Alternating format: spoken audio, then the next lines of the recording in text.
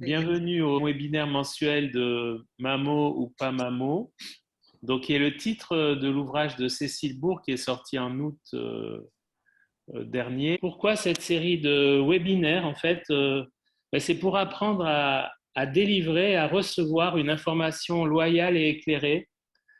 Et je trouve que, bon, là c'est sur la mammographie de dépistage, mais ça peut être sur tout acte médical. Donc, c'est pour développer son esprit critique, mais aussi bien que l'on soit professionnel ou citoyen, et pour que la décision définitive soit prise avec la personne qui est la plus à même de prendre la décision pour ce qui la concerne, selon la loi Kouchner. Donc, la séance comportera un extrait du film Knock, puis 2 films de communication autour de la mammographie de dépistage afin d'aiguiser notre esprit critique. Et puis Cécile Bourg présentera des outils d'aide à la décision, dont celui tout récent de l'association Cancer Rose. Et comme toujours, donc un webinaire participatif et à médiation artistique. Voilà, bonne séance.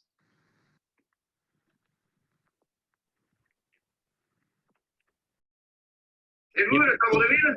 Oui, monsieur. Appelez-moi docteur.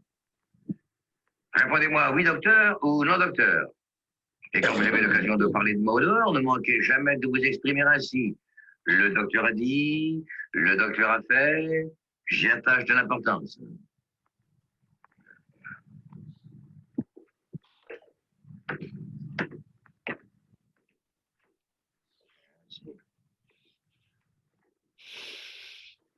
Quand vous parliez entre vous du docteur Parpalet, de quel terme vous serviez-vous? Oh, ben nous disions, c'est un brave homme, mais il n'est pas bien fort. Ce n'est pas ce que je vous demande. Disiez-vous le docteur? Ah non, nous disions monsieur Parpalet, ou le médecin, ou encore Ravachol. Je sais pourquoi, Rachel. Un surnom qu'il avait, j'ai jamais su pourquoi. Et vous ne le jugiez pas très fort. Bon, pour moi, il était bien assez fort. Mais pour d'autres, il paraît que non. Tiens, Quand on allait le voir, il ne trouvait pas et qu'est-ce qu'il ne trouvait pas? ce que vous aviez. 9 fois sur 10, si vous l'envoyez chez vous en vous disant « Oh, vous n'avez rien du tout, ben, vous serez sur le pied de main, mon ami. » Vraiment? Oh, ben, il vous écoutait à peine en faisant « Oui, oui, oui, oui. » Et puis il se dépêchait de parler d'autre chose pendant 1 heure. Par exemple, de son automobile. Oh, comme si on venait pour ça. Et puis il vous a dit qu'il allait remettre de 4 sous. Quelquefois une simple tisane. Oh. Non, mais vous pensez bien que les gens qui paient 8 francs pour une consultation, ils n'aiment pas trop qu'on leur a dit qu'à remettre de 4 sous. Oh. Et le plus bête, il n'a pas besoin du médecin pour boire une camomille. Ce que vous m'apprenez me fait réellement de la peine. Mais je vous ai appelé pour un renseignement. Quel prix demandiez-vous au docteur Parpalet quand il vous chargeait d'une annonce? Mais il ne me chargeait jamais d'une annonce. Oh, qu'est-ce que vous me dites depuis 30 ans qu'il était là? Mais pas une seule annonce en 30 ans, je vous le jure. Oh, vous devez avoir oublié. Mais non. Je ne puis pas vous croire. Oh. Bref, quels sont vos tarifs? 3 francs le petit tour, 5 francs le grand tour. Ah, ça vous paraît peut-être cher, mais il y a du travail. Hein. D'ailleurs, moi, je conseille à monsieur. Au docteur. Ah, pardon. Je conseille au docteur, s'il n'en est pas à 2 francs près. Je prends le grand tour. Je prends le grand tour. Vous êtes disponible ce matin? On met tout de suite, si vous voulez. Voici donc le texte de l'annonce. Je suis habitué aux écritures, mais je préférerais que vous me lisiez une première fois. Le docteur Knock, successeur du docteur Parpalet, présente ses compliments à la population de la ville et du canton de Saint-Maurice et a l'honneur de lui faire connaître que, dans un esprit philanthropique, Hein? Philanthropique. Ouais. Et pour enrayer les progrès inquiétants des maladies de toutes sortes qui envahissent depuis quelques années nos régions si salubres autrefois. Oh, ça, c'est rudement vrai. Oui. Il donnera tous les lundis matins de 9h30 à 11h30 une consultation entièrement gratuite, réservée aux habitants du canton. Oh, Eh bien, ça, c'est une belle idée. Ah, vous trouvez? Ça, c'est une idée qui sera appréciée. C'est Oui. une idée de bienfaiteur. Merci, merci. Mais, vous savez qu'on est lundi. Oui? Mais si je fais mon annonce ce matin, mais va vous en arriver dans 5 minutes. Ah, si vite que ça, vous voyez. Oh, et puis vous savez peut-être pas que le lundi, c'est le jour du marché. Oui, oui. Mais la moitié du canton est là. Mon discours va tomber dans tout ce monde. Mais vous saurez plus vous donner de la tête. Oui, bon, je tâcherai de me débrouiller. Hein. Et puis il y a encore ceci. Hein. C'est que c'est le lundi quand vous aviez le plus de chance d'avoir des clients. Ah. Oh, Monsieur Parpalais n'en savait guère que ce jour-là. Et alors, si vous les recevez gratis. Oui, oui, oui, oui, oui, oui. Vous comprenez, mon ami, vous comprenez. Ce que je veux avant tout, c'est que les gens se soignent. Si je voulais gagner de l'argent, c'est à Paris que je m'installerais ou à New York. Eh bien, vous avez mis le doigt dessus. On se soigne pas assez. Ouais. On veut pas s'écouter. On se mène trop durement. Quand le mal vous tient, eh ben, on se force. Autant vaudrait-il être des animaux. Ouais. Donc, je compte sur vous, mon ami, et rondement, n'est-ce pas, hein, rondement. Dites donc. Oui. Ah, mais je pourrais pas revenir tout à l'heure. Oui. Ou alors j'arriverai trop tard. Est-ce que ça serait un effet de votre bonté de me donner ma consultation maintenant? Oui, mais dépêchons-nous, j'ai rendez-vous avec M. Bernard, l'instituteur, et avec M. le pharmacien Mousquet. Il faut que je les reçoive avant que les gens n'arrivent. De quoi c'est prévu? Oh, attendez que je réfléchisse. Eh bien, voilà. Quand j'ai dîné, Hein? eh bien, il y a des fois que je sens comme une espèce de démangeaison ici. Hein? Vous voyez, ça me chatouille, ou bien plutôt, ça me gratouille. Attention, attention, ne confondons pas. Est-ce que ça vous chatouille ou est-ce que ça vous gratouille? Ah, ça me chatouille. Ben, ça me gratouille bien un peu aussi. Désignez-moi exactement l'endroit. Oh, par ici. Par ici, oui. Ouais. Et où ça, par ici? Là. Oui. Ah, peut-être bien là. Entre les deux, quoi. Entre les deux. Oui. Juste entre les deux. Est-ce que ça ne serait pas plutôt un rien à gauche? Là où je mets mon doigt. Ah, il me semble bien. Ouais, ouais. Et ça vous fait mal quand j'enfonce mon doigt? Aïe! Ah oui? Ah, on dirait que ça me fait mal. Ah. Est-ce que ça ne vous gratouille pas davantage quand vous avez mangé de la tête de veau à la vinaigrette? Bon, j'en mange jamais. Oh, mais il me semble bien que si j'en mangeais, Oui, oui, oui. eh bien, effectivement, ça me gratouillerait plus. Ah. Très important. Très important, oui. Et quel âge avez-vous? Ben, 51 dans mes 52. Plus près de 51 ou 52? Oh, plus près de 52. Ah, je les aurai fin novembre. Mon ami, faites votre travail aujourd'hui comme d'habitude. Ce soir, couchez-vous de bonne heure. Demain matin, gardez le lit. Je passerai vous voir. Pour vous, mes visites seront gratuites, mais ne le dites pas, n'est-ce pas? C'est une faveur. Mais vous êtes trop bon, docteur. Alors, c'est donc grave ce que j'ai. Ça n'est peut-être pas encore très grave. Il était temps de vous soigner. Oh. Vous fumez? Ah non. Non, je chic. Défense absolue de chiquet. Vous aimez le vin? Bon, j'en bois raisonnablement. Plus une goutte de vin. Vous êtes marié? Oui, docteur. Oui, sagesse totale de ce côté-là. Je peux manger? Eh bien, aujourd'hui, comme vous travaillez, prenez un peu de potage. Demain, nous en viendrons à des restrictions plus sérieuses. Pour l'instant, tenez-vous-en à ce que je vous ai dit. Croyez pas que je ferais mieux de me coucher tout de suite. Oh, je me sens réellement pas à mon aise. Gardez-vous-en bien, gardez-vous-en bien. Dans votre cas, il est mauvais d'aller se mettre au lit entre le lever et le coucher du soleil. Oui, faites vos annonces comme si de rien n'était. Et attendez tranquillement jusqu'à soir. Quelqu'un veut réagir pour donner son avis pour le choix de cette séquence et qu'est-ce qu'il peut y avoir comme lien avec la mammographie de dépistage? Je crois qu'il y a Jean. Il y a Jean qui a levé le doigt. Mais là, il y a pas mal d'astuces de Knock. L'obscurité du discours qui permet de camoufler absolument n'importe quoi.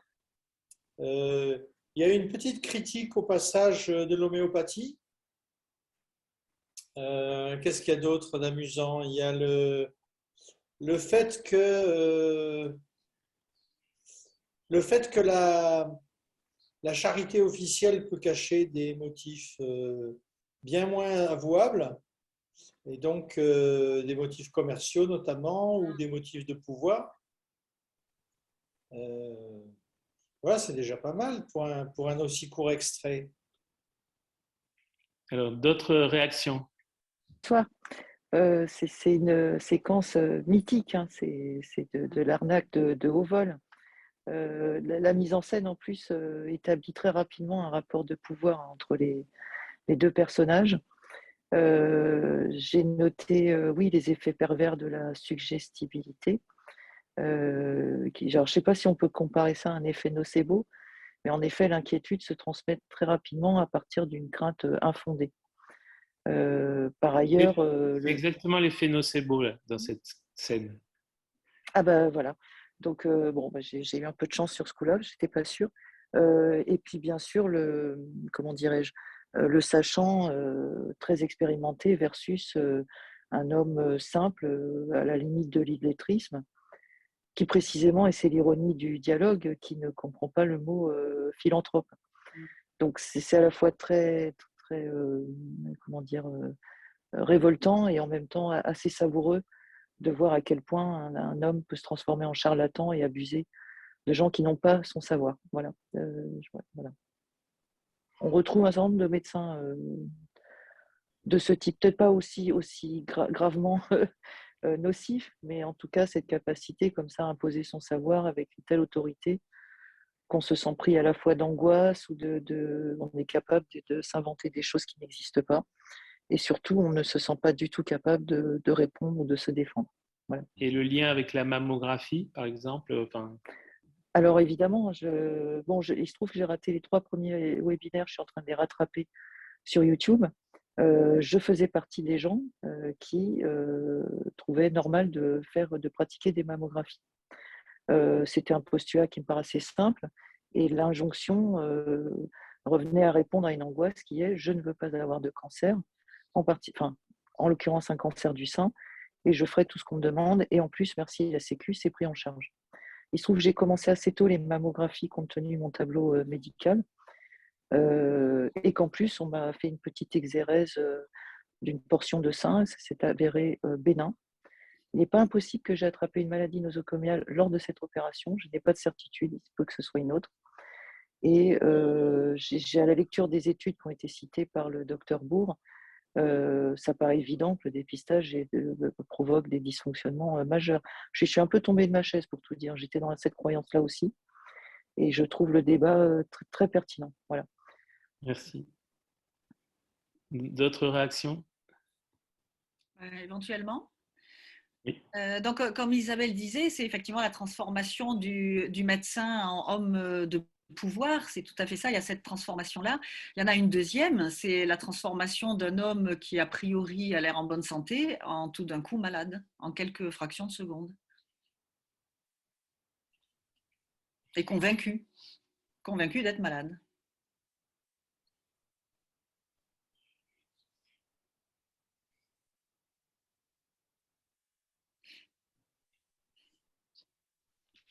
Il y a Jean qui veut parler. Oui, et alors, une des choses qui est formidable dans cette manipulation, c'est la prédiction autoréalisante. C'est-à-dire que le fait d'avoir déclaré à la personne qu'elle était malade va la rendre malade, en fait, et permettra a posteriori de confirmer que le médecin est un très bon médecin puisqu'il avait raison à l'avance. Et donc ça, c'est quelque chose qu'on voit quand même assez couramment. Ça fait un peu partie de cet effet nocebo, en fait. Oui, c'est exactement ça. C'est le fait de prédire à quelqu'un qu'il va être malade, le rend malade, et comme ça, après, on a raison. Mais les messages sociétaux, ils travaillent là-dessus, sur cette prédiction autoréalisatrice. Hein. Moi, j'ai vu ça m'est arrivé une fois, une dame qui est arrivée et elle avait entendu le slogan « Une femme sur 8 sera atteinte de cancer du sein ». Elle m'a dit « Mais dans mon entourage, on est une dizaine d'amis, personne ne l'a, donc je pourrais bien être la 8e ». Donc, c'est aussi, on voit à quel point les messages, ces fameux slogans tout faits, contribuent à ça, contribuent à ces prédictions auto-réalisatrices en fait. Vincent qui a levé la main. Oui, donc c'était juste pour dire que effectivement, donc vu sous l'angle du patient, c'est effectivement un effet nocebo, mais vu sous l'angle médical, c'est aussi une belle illustration du surdiagnostic. Parce que quelque part, ce garde champêtre ou ce brave homme ressort avec un diagnostic de pathologie et déjà un début de traitement qui, pour l'instant, dans la séquence qu'on a vue, est encore relativement limité, puisque c'est juste l'abstinence, manger léger, voilà. Ça va encore, mais on imagine bien que derrière, ça va déboucher sur quelque chose d'un petit peu plus conséquent comme traitement. Donc on est vraiment aussi sur la notion de surdiagnostic et de surtraitement. Oui, ouais, c'est vrai. Hein. Moi, en tant que gastro-entérologue, je rencontre régulièrement des personnes qui font des régimes depuis une vingtaine d'années ou une trentaine d'années et je n'arrive pas à savoir pourquoi. Et j'explique aux patients qu'il fait un régime depuis 30 ans, mais je ne sais pas pourquoi. C'est toujours très, très troublant. C'est pour prévenir. C'est un peu ce que le docteur Knock dit d'ailleurs, là aussi. Hein, on arrive à temps, enfin, vous n'êtes pas encore malade, mais on va faire en sorte que vous ne tombez pas malade. Donc ça aussi, hein, c'est de faire en sorte de vous guérir. Dans le film Au nom de tous les saints de Colin Tison, c'est bien un radiologue qui dit ça à une patiente, on va vous guérir d'une maladie que vous n'avez pas encore. Donc là aussi, c'est une belle anticipation. Comme quoi, chaque personne saine est un malade qui s'ignore. Voilà. Et quelques années autour de la création de Knock, en fait, Édouard Bernays, le neveu de Freud, disait les gens me croiront plus si vous m'appelez docteur. Et j'avais vraiment vu par rapport à cette phrase et le début de la vidéo, vraiment le rapport. Édouard Bernays qui a inventé le marketing en fait. D'accord. Est-ce que quelqu'un a encore quelque chose à ajouter? Sinon, on passe à la séquence suivante. Si je peux. La question du marketing est intéressante parce que chaque fois que vous voyez une grande campagne de santé publique, la question se pose de savoir si c'est une vraie campagne de santé publique ou si c'est une campagne de marketing déguisée. Et parmi les indices, il y a le nombre qu'on annonce de malades potentiels. Si vous cumulez le nombre de malades de chaque campagne, je ne sais pas moi, la campagne qui concernait les troubles de déficit de l'attention chez l'enfant, et puis la campagne concernant les troubles visuels graves, et puis la campagne sur le dépistage de l'hépatite C, et puis de campagne en campagne, à peu près tout le monde devrait pouvoir être malade si on écoute ce que disent ces campagnes. Voilà. Et donc la question, c'est est-ce que ce sont de vraies maladies? Est-ce que ce sont des maladies qu'on est en train d'inventer ou de répandre? Mais en fait, ce sont des épidémies de diagnostic, en fait. Oui, mais on convainc les gens. Hein, donc, il y a quand même une conviction de personnes saines. C'est là hein, où est le problème. Hein, c'est qu'on transforme des personnes saines en malades. Il y a un philosophe américain qui s'appelle Charles Sanders Peirce qui avait listé des items, comment on arrive à imposer des convictions aux gens, comme la conviction, plus un cancer est pris à temps, plus on a de chances d'en guérir. Et on a tous ces items dans le petit extrait qu'on vient de voir. Donc la ténacité, donc la répétition, de la conviction du médecin, même quitte à s'obstiner dans la mauvaise foi. Donc, la répétition de oui, vous êtes un futur malade, l'a priori, c'est vraisemblable, donc ça doit être vrai, que vous avez quelque chose, même si ce n'est pas démontré. Après, il y a l'usage de l'argument d'autorité. Ça, on le voit très bien, la manipulation intellectuelle, le chantage émotionnel, il lui fait un peu peur quand même, ce médecin, ce docteur Knock. Et puis, la dernière façon d'imposer les convictions, c'est la méthode scientifique. Et comme celle-là, elle est beaucoup plus exigeante et surtout qu'elle prête le flanc à la critique de la méthode et des résultats, évidemment, elle n'est pas forcément employée en première intention dans la consultation. Mais elle est utilisée parce que là, je ramène à un autre auteur qui est un chercheur du CNRS qui s'appelle Dominique Pestre, qui a écrit un livre qui s'appelle À contre-science et qui explique comment notre société globalement a plongé dans le paradigme assurantiel. Et là, on est vraiment on va assurer les organisations par rapport aux patients et comment ça influe sur la stratégie du doute qui a été construite par les sociétés de vente de tabac. Et on utilise la science, mais à contre-science, c'est-à-dire comme un argumentaire final, comme un prétexte, plus que comme une donnée en soi. Luigi, tu veux lancer... Voilà. Quand on est une femme de plus de 50 ans, on connaît bien la vie et celle de nos seins. On les aime plus ou moins, on en joue beaucoup ou pas du tout. On les porte fièrement ou pudiquement. On fait bien ce qu'on veut avec nos seins. Ils sont à nous. Mais ils sont comme nous, nos seins. Ils évoluent. Alors quand on est une femme, qu'on a entre 50 et 74 ans, on reçoit une invitation à faire le dépistage du cancer du sein. Et souvent, on a des questions. Le dépistage, à quoi ça sert ? Quand on palpe ses seins et qu'on ne sent rien, on peut penser que le dépistage ne sert à rien. Pas du tout. La radiographie des seins, ou mammographie, permet de dépister des cancers précoces de petite taille avant l'apparition de symptômes. Et qui dit précoce, dit traitement moins lourd, moins long et plus efficace. La mammographie, mal ou pas mal ? C'est vrai, avoir les seins comprimés entre deux plaques, c'est pas le moment qu'on préfère. Heureusement, quelques secondes, et on respire. Le résultat du dépistage, tout de suite ou plus tard ?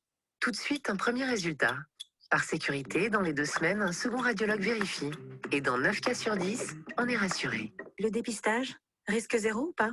Il arrive parfois que l'on diagnostique et que l'on traite un cancer qui n'aurait pas ou peu évolué. Le risque zéro n'existe pas. Mais comparons aux bénéfices. Ils sont vraiment plus importants. Chaque année, plus de 10 000 cancers agressifs peuvent être soignés plus tôt grâce au dépistage. Alors, j'y vais ou j'y vais pas ? Quand on écoute ses émotions, un examen, ça angoisse. Mais quand on écoute la raison, c'est l'inverse. Ce que permet le diagnostic d'un cancer du sein à un stade précoce avant tout symptôme, c'est d'être vivante 5 ans après pour 99 femmes sur 100. Dernière question, et si on a d'autres questions, on peut consulter son médecin et le site e-cancer.fr. Chaque année en France, 2,5 millions de femmes se font dépister.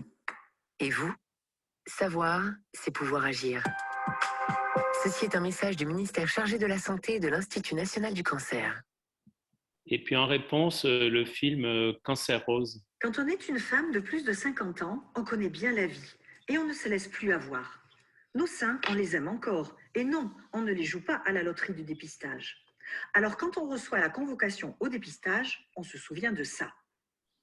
2000 femmes non dépistées en 10 ans, 5 décès par cancer du sein. 2000 femmes dépistées en 10 ans, 4 décès par cancer du sein, 200 fausses alertes, 10 diagnostics inutiles, au moins un décès, des conséquences des traitements lourds. Le bénéfice est maigre, les risques bien réels. Les femmes connaissent leur sein. L'apparition d'un symptôme doit faire consulter. La mammographie permet de voir nombre de cancers qui n'auraient jamais rendu personne malade.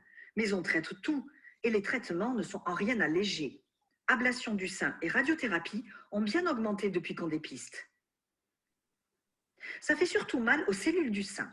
L'effet nocif des rayons augmente si on débute tôt, si on multiplie les incidences et les examens de contrôle.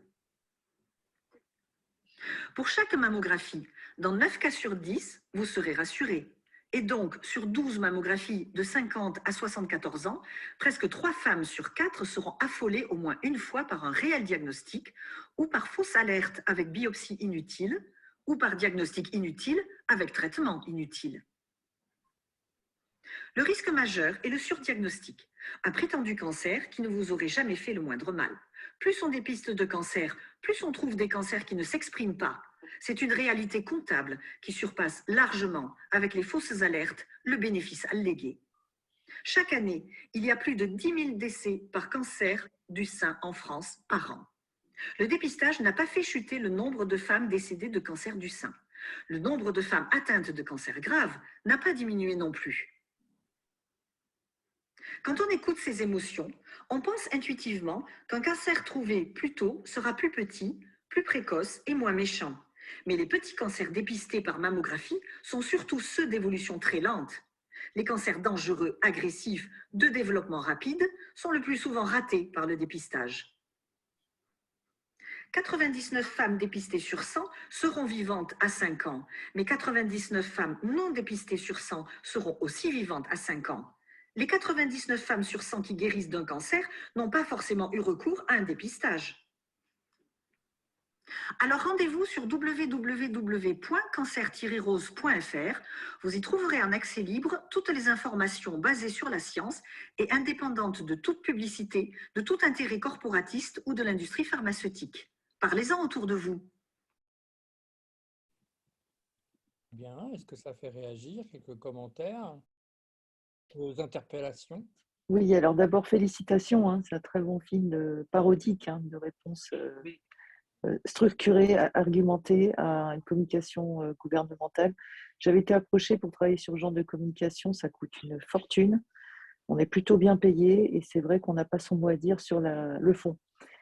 Quand je pense que ça coûte et au final, le maigre résultat et les risques associés, ça me choque beaucoup. En tout cas, bravo, très belle réalisation et on comprend très bien. Je partagerai volontiers. Merci. C'est sur le site, hein, sur la page d'accueil du site, vous la trouvez là. C'est là où je l'ai vu. Ouais, très bien, très bon travail, hein, bravo. Ouais. Ben, ça a nécessité quelques coins, une courge et puis des œufs. Voilà. Donc, et une bonne rigolade avec les copines. Oui, un texte et un montage. Oui, pardon. Isabelle, tu crois que le budget d'un film comme ça de l'Institut national du cancer, ça s'élève à de grosses sommes, sûrement? Alors, ça fait longtemps que je n'ai pas budgété des films, surtout que c'était encore en francs à l'époque, ça va vous faire rire. Quand on passait à l'euro, donc ça devenait compliqué. Rien que la production du film, je dirais, on va dire 100 000 euros au bas mot, quoi, selon moi. Je ne compte pas, bien sûr, les espaces publicitaires à acheter. Voilà. Et puis, évidemment, tous ces fonctionnaires ou 10 fonctionnaires qui vont se pencher sur un dossier pendant des années avec des commissions qui ne sont pas forcément utiles. Enfin, ça, c'est l'aspect administratif, l'inflation administrative sur des projets relativement simples au départ. Voilà. Je dirais oui, aux alentours de 100 000. Après, si c'est des copains, tout ça, ça peut être plus. Voilà. Un court format comme ça? Pour un court format? Ouais. Oui, je pense que oui, parce qu'il faut d'abord, on rémunère tout le monde, en théorie. C'est quand même bien éclairé, il faut louer un studio, il faut écrire un texte. Il y a des gens qui s'occupent du montage, de la lumière, du recrutement des comédiens, de la régie. Il faut louer le studio, il faut payer le réalisateur. Et bon, je mets un petit peu dedans les espaces publicitaires achetés, qui par contre, ça, je pense, dépasse largement le prix du film. Wow. Eh ben. Qui veut nous dire des éléments de comparaison entre les deux films? Qui veut réagir? Écoute, Cécile, ton film est d'une totale mauvaise foi. Hein. À la fin, tu nous déclares qu'aucune banane n'a été maltraitée, mais tu parles ni des pommes ni des noix. Elles ont été maltraitées. C'est de la manipulation. Oui, voilà. Je ne sais pas si Isabelle a relevé la main, peut-être. Oui, pardon, sur le film commandé par le gouvernement, on nous sort un chiffre qui est complètement effrayant quand on s'y penche 2 secondes. C'est-à-dire que 9 femmes sur 10 ressortiraient soulagées d'un dépistage. Ça veut dire qu'il y en a quand même 1 sur 10, c'est beaucoup, 10%, qui ne seraient pas soulagées. Alors, par rapport à l'incidence des cancers, j'entends sérieux à traiter, ça me paraît gigantesque. C'est vraiment des messages très alarmants, me semble-t-il. Oui, En fait, elles sont peut-être soulagées quand elles en sortent, hein, mais il faut voir quand elles reviennent au bout de 2 ans. Hein. J'ai pas vu beaucoup de femmes complètement détendues revenir 2 ans après. Ça, c'est pas dit, hein. Mais c'est un rendez-vous biennal et à chaque fois, tout le monde a peur. oui, c'est ça, c'est que c'est facile de dire que les gens sont libérés quand on les a bien angoissés, quoi. Voilà. Jean, tu voulais dire un truc? Oui, mais Luigi a déjà mis le doigt dessus, hein. On angoisse les femmes pour les amener à aller à la mammographie et après on se réjouit que la mammographie les soulage. Ça n'a aucun sens. Ouais. Oui, c'est ça. C'est vrai. On tourne en rond. Voilà. Ça a un sens, mais il est pas très déontologique, quoi. Jean-Michel, il y a une question d'Isabelle Morin pour savoir s'il en est de même pour les dépistages systématiques des cancers colorectaux.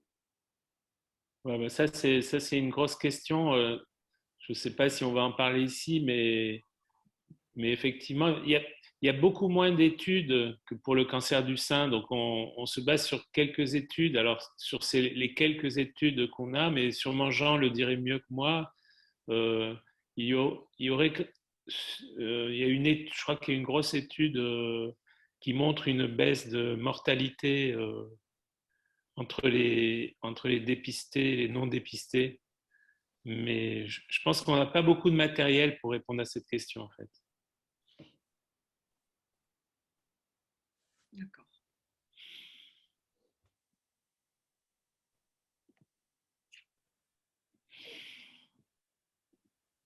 Il y a quelque chose dont il faut bien se rendre compte parce que c'est pas dans le discours ambiant, c'est pas très net, mais si vous prenez des gens qui ont une vraie maladie, ils viennent, ils sont malades et vous les soignez, même si votre traitement n'est efficace que dans un cas sur 3, vous soulagez une personne sur 3. Tandis que si vous prenez une masse de gens qui n'ont rien et vous tentez de dépister quelque chose qui va devenir un jour une maladie, comme de l'hypertension artérielle, un polype du côlon ou quelques calcifications dans un sein, eh bien, la rentabilité médicale de la manœuvre est très faible parce qu'il y a très peu de malades dans la masse de gens que vous attrapez dans vos filets. Et donc, dans cette masse de gens, vous en rendez un certain nombre malades, soit psychologiquement, soit en détectant quelque chose à tort, et puis vous en traitez beaucoup pour un petit résultat. De la quantité de gens qui sont traités pour une hypertension artérielle, alors qu'il s'agit d'une manœuvre qui est jugée efficace, il y en a quand même qu'une petite minorité qui gagne quelque chose. Donc en réalité, cette impression que prévenir vaut mieux que guérir, elle mérite d'être remise en cause, en tout cas d'être réfléchie au cas par cas. Mm. Mm.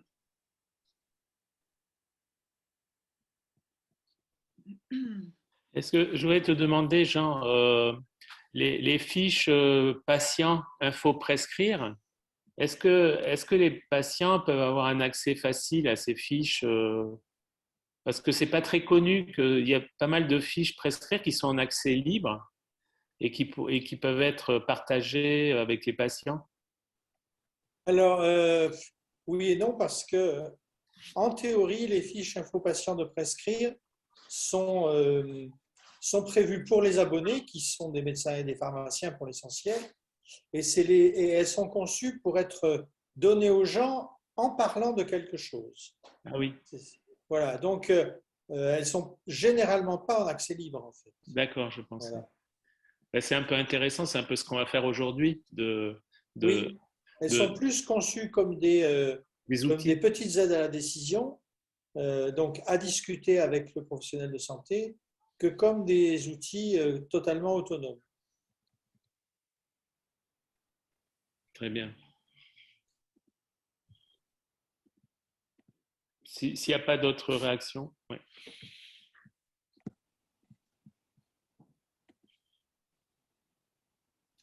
Ok. Alors voilà, je vais vous parler des outils d'aide à la décision dans la mammographie de dépistage. Pourquoi on en parle? Parce qu'il existe bien une controverse. Alors, premièrement, il faut savoir que l'obligation de l'information loyale et appropriée des personnes est inscrite dans la loi française, dans le Code de la santé publique, dans le Code de déontologie. C'est la loi Kouchner de mars 2002. C'est en raison du fait qu'il existe bel et bien une incertitude de la balance bénéfice-risque dans la réalisation ou non de la mammographie de dépistage, et qu'au fin du fin, à la fin d'une consultation médicale où on aura éclairé la patiente avec ces outils, seul compte le choix éclairé de chaque femme. Donc, comme on peut le voir, donc le consentement éclairé et la décision partagée, comme je le disais, sont inscrits dans la loi française. Donc, vous voyez à droite, le médecin doit à la personne qui l'examine, qu'il soigne ou qu'il conseille, une information loyale, claire et appropriée. C'est la triade, loyale, claire, appropriée sur son état, les investigations et les soins qu'il lui propose. Tout au long de la maladie, il tient compte de la personnalité du patient dans ses explications et veille à leur compréhension. Donc, c'est vraiment pas juste délivrer une simple information, mais vraiment s'assurer que le patient en face a bien compris le message. Diapositive suivante. Alors, c'était bel et bien une demande de la concertation citoyenne qui a été faite, qui a été débutée en 2015 et puis terminée en 2016, organisée par l'Institut national du cancer, sous l'égide de Madame Marisol Touraine.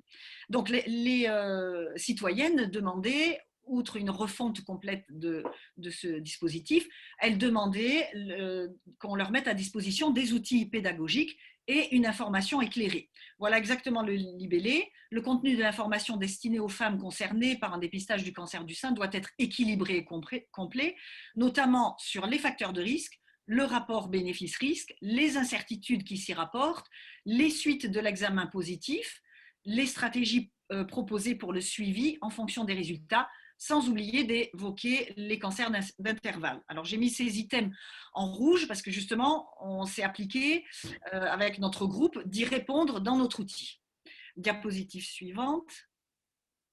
Alors, c'est une tâche difficile qui prend du temps, à laquelle il faut vraiment s'y consacrer, mais qui est utile. Pourquoi? Parce que plusieurs études montrent ceci, que plus de 60% des femmes pensent que le dépistage va les empêcher d'avoir un cancer du sein, diminue au minimum le risque de contracter un cancer du sein, qu'il réduit de plus de 50% la mortalité par cancer du sein et qu'il ne présente pas de risque, parce que c'est ainsi qu'on le leur présente. Diapo suivante. Alors, quels sont les bénéfices d'une aide à la décision? Pourquoi est-ce qu'on l'a fait?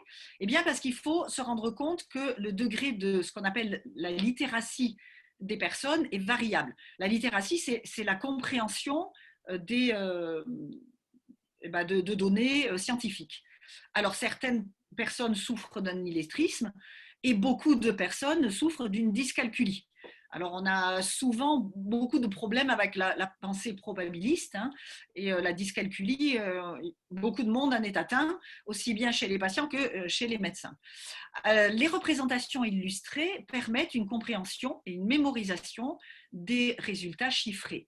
Des essais ont été faits et qui montrent un bénéfice pour les personnes qui ont reçu un document qui contienne la balance entre les bénéfices et les risques d'une décision et un bénéfice accru si, en plus de ça, ça peut être discuté avec un médecin. On améliore ainsi les connaissances des patients, on diminue les idées fausses, souvent ça permet une mise au clair des objectifs des personnes, volonté de décider seule ou pas, une meilleure autonomie avec une prise de décision le plus souvent personnelle et une meilleure satisfaction quant à la prise de décision. Parce que les personnes ont l'impression qu'ils ont été vraiment acteurs de cette prise de décision. Voilà, diapositive suivante. Alors, les aides à la décision ou les tableaux visuels qu'on peut proposer aux personnes, il y en a de plusieurs ordres. On peut faire des diagrammes, on peut faire des camemberts coupés en petites parties. Et là, ce qui est le plus adapté pour les aides à la décision pour les dépistages, ce sont les tableaux à points. les tableaux de points aident à comprendre et à évaluer les risques auxquels l'usager est confronté. C'est très adapté à la communication des bénéfices et des risques. Pourquoi? Parce qu'il donne les fréquences brutes, absolues, sans distorsion. Justement, sans ces calculs, ces probabilités, ces pourcentages dont finalement la personne ne sait que faire et souvent qui faussent la réalité. Il représente simultanément plusieurs variables. Vous voyez que sur le tableau, on peut représenter les décès, le nombre de femmes inutilement biopsiées, les faux positifs, les surdiagnostics.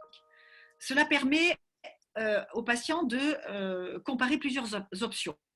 Et comme on le disait, améliore la représentation, la mémorisation, même pour des personnes qui ont des difficultés de lecture ou de calcul. Donc, oui, pour cet outil-là, ça provient du Harding Center for Risk Literacy. Donc, c'est l'université de Potsdam en Allemagne qui a mis en place ce centre et ils éditent ce qu'ils appellent des fact box, c'est-à-dire les boîtes de faits, les boîtes de données. Et donc, vous avez exactement ce que je vous disais, vous avez donc la comparaison de deux options possibles, sans dépistage à gauche, avec dépistage à droite. Vous avez figuré en rouge les décès, quels qu'ils soient, y compris par cancer du sein. En bleu clair, vous avez la donnée, les fausses alertes. Et en bleu foncé, les surdiagnostics. Donc, et donc, vous avez ce tableau comparatif où la personne peut se dire, mais qu'est-ce qui m'arrive avec telle option et qu'est-ce qui m'arrive avec l'option opposée. Donc, c'est visuel, c'est facile à comprendre. Donc, nous avons là-dessus fait notre propre affiche qui est aussi sur le site. Hein. C'est une affiche qu'on peut distribuer aux patients ou qu'on peut afficher en salle d'attente. Nos sources, c'est l'évaluation Cochrane, comme d'ailleurs le Harding Center. Hein, ils se sont basés sur la méta-analyse Cochrane dont nous avions déjà parlé, et une étude de Michael Baum, qui est un scientifique britannique, qui est paru dans le BMJ, où il explique que si on calcule tous les inconvénients consécutifs au dépistage du cancer du sein, c'est-à-dire que si on rajoute dans le calcul les taux de mortalité toutes causes confondues, c'est-à-dire aussi les causes de mortalité imputables au traitement pour le cancer du sein diagnostiqué ou surdiagnostiqué, eh bien, pour lui, c'est un jeu à somme nulle. La balance bénéfice-risque est nulle. On peut s'attendre même à 1 à 3 décès supplémentaires pour chaque décès évité par cancer du sein. Donc, c'est ce qu'on a fait figurer. Donc, vous voyez, dans l'option 2000 femmes sans dépistage sur 10 ans, vous avez 5 décès par cancer du sein pour 100 dépistages et 4 dans le groupe avec dépistage. Donc, la petite perle dorée représente cette vie sauvée grâce au dépistage, mais qui est négativement contrebalancée par une vie raccourcie à cause des traitements, qui est symbolisée par la petite perle verte. Les surdiagnostics sont en rouge et les fausses alertes, donc au moins 2 fausses alertes, sont figurées en bleu. Donc là, vous avez une impression visuelle assez facile pour la patiente qui peut se rendre compte quand même qu'il se passe au minimum, même si on ne comprend pas tout, on peut voir déjà visuellement et de façon intuitive que dans la partie avec dépistage, il se passe un petit peu plus de choses que dans la partie sans dépistage pour un gain finalement qui pour nous paraît mineur, mais encore une fois, c'est à la femme après de décider si elle octroie plus de poids aux bénéfices escomptés ou au contraire aux inconvénients auxquels elle s'expose. Donc cet outil permet ça. Diapositive suivante. Juste, Cécile, si tu peux expliquer, parce que tout le monde n'est pas forcément ce qu'est Cochrane. Ah, la Cochrane, oui. Alors, c'est un collectif de scientifiques indépendants nordiques, essentiellement des épidémiologistes, qui ont pris toutes les études disponibles, tous les essais qui avaient été faits sur le dépistage du cancer du sein, et qui comparaient les groupes de femmes dépistées avec les groupes de femmes non dépistées. Alors, les premiers essais qui ont été faits sur le dépistage, donc les premières études comparatives, avaient ça de bien que les groupes de femmes non dépistées étaient vraiment des groupes complètement vierges de tout dépistage. C'est des femmes qui n'avaient jamais connu le dépistage. Ce sont des essais qu'on ne pourrait plus trop faire maintenant parce que chaque femme dans son cursus a eu au moins une fois un dépistage. Donc, ils ont mouliné un petit peu toutes les études qui étaient disponibles et ça a représenté à peu près au total 900 000 femmes. Après, ils ont éliminé certains essais qui étaient vraiment trop biaisés. Donc, il y avait au minimum 600 000 femmes sur lesquelles on pouvait faire une étude et comparer ce qui se passait chez les femmes dépistées par rapport aux femmes non dépistées. Donc, ils ont projeté les résultats qu'ils ont trouvés sur une population fictive de 2100 et de 2000 avec dépistage. Et ils ont répercuté donc ce qu'ils ont trouvé, les résultats, sous forme de chiffres absolus, de données absolues.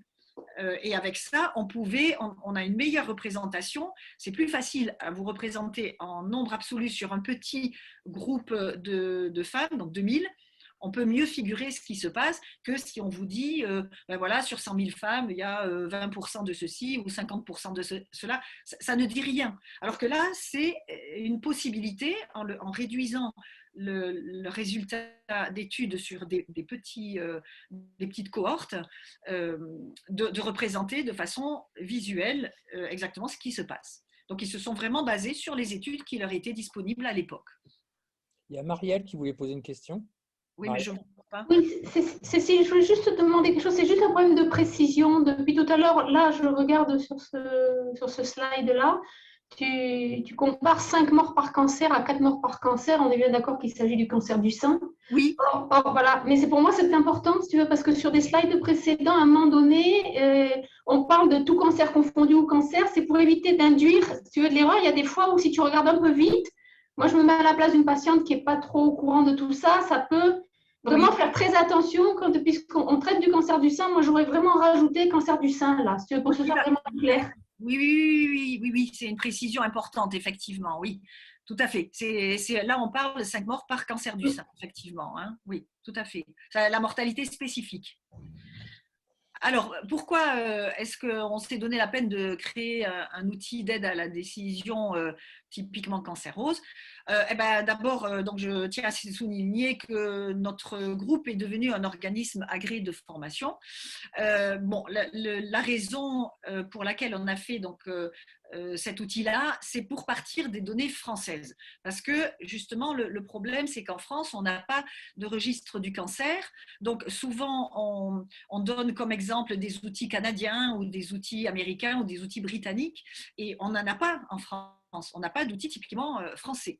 Et donc, on essayait de répondre à des questions qui sont importantes pour les femmes et auxquelles d'autres outils d'aide à la décision ne répondaient pas, se cantonnant aux fausses alertes, aux données de mortalité et au surdiagnostic. Là, on a essayé de calculer le nombre de cancers d'intervalle, c'est-à-dire ces cancers qui surviennent entre 2 mammographies, donc que le dépistage n'a a fortiori pas anticipé, les décès causés par le surdiagnostic et donc conséquemment par le surtraitement, le nombre de cancers du sein et les décès hors dépistage. Certes, le risque de notre outil, c'est de donner des réponses un peu fragiles car basées sur des estimations. En effet, ce que vous trouverez sur les sites, les différents sites de l'Institut national du cancer ou de l'INVS, de veille sanitaire, ce ne sont pas ce sont des estimations parce qu'elles ne sont pas basées sur des registres exhaustifs, mais nous avons qu'un certain nombre de registres qui couvrent une petite partie du territoire français et les données que les instituts recueillent, ils les projettent sur la nation française, ils les projettent au niveau national, avec certainement des incertitudes, puisque la démographie d'une région à l'autre n'est pas tout à fait la même. Donc, voilà, donc ça c'est un petit peu l'écueil, mais il y a des avantages, c'est qu'il est beaucoup plus exhaustif, il donne plus de renseignements. Nous avons quand vous allez quand vous cliquez sur l'outil d'aide à la décision, vous avez 2 liens qui sont présents dans la page où vous pouvez accéder à la justification des calculs. Donc, on a expliqué pourquoi on a trouvé tel et tel résultat. Et il y a une notice détaillée pour les femmes, un petit peu comme les notices qu'on peut trouver pour des médicaments où vous avez les effets secondaires de ce à quoi vous vous exposez. Et ça, souvent, c'est pas aussi détaillé, c'est pas donné de façon aussi détaillée dans les autres outils d'aide à la décision. Voilà, donc il est un peu plus exhaustif. Donc voilà la présentation de notre outil. Donc le tableau visuel, vous l'avez donc ici du côté gauche. Donc on a pris pour 2000 femmes âgées de 50 à 69 ans, sans dépistage en haut, avec dépistage en bas, sur un laps de temps, un horizon raisonnable, c'est-à-dire jusqu'à la fin de leur vie. Souvent, on prend des laps de temps de 10 ans ou de 20 ans. Bon, là, on a pensé que c'était plus raisonnable, plus réaliste pour une femme de savoir ce à quoi elle s'expose sur sa vie de dépister. Voilà, donc vous avez en jaune ici, en haut à gauche, 48 cancers du sein. Donc ça c'est les cancers du sein qui vont survenir et le nombre de décès qui sont à escompter dans ce groupe de cancers qui vont survenir dans des groupes de femmes non dépistées. En bas, donc vous avez effectivement en vert le nombre de cancers qui sont détectés plus tôt, en orange donc les surdiagnostics inutilement traités, le nombre de décès qui sont les conséquences du surdiagnostic, c'est un peu plus compliqué à estimer, mais vous voyez qu'on arrive à peu près à 0 à 2 femmes décédées des conséquences du surdiagnostic, ce qui revient un petit peu à l'évaluation de professeur Baum, c'est un petit peu ce qu'il estimait, en sachant que le plus grand tueur des survivantes du cancer, c'est quand même les maladies cardiovasculaires et aussi certaines hémopathies induites par les traitements. Les cancers de l'intervalle, comme je vous disais, qu'on a réussi à faire figurer, et donc les décès, vous voyez qu'on aboutit au total à 12 femmes décédées par rapport à 14 femmes sans dépistage. Évidemment, le groupe des femmes avec fausses alertes et des biopsies inutiles est toujours très important. Hein, vous voyez, 720 femmes avec une fausse alerte. Donc ça, vous verrez dans tous les outils d'aide à la décision, les fausses alertes, c'est vraiment un enjeu important. Hein. Il y a toujours une grande partie de... Et ça se vérifie en pratique courante. Effectivement, il y a beaucoup de femmes qu'on alerte de façon inutile et ça débouche très fréquemment sur des biopsies dont on aurait pu se passer. Donc à droite, la page ensuite, ici, cancer du sein, dois-je me faire dépister? Donc on explique que c'est un outil d'aide à la décision pour des femmes sans facteur de risque, donc tout venant.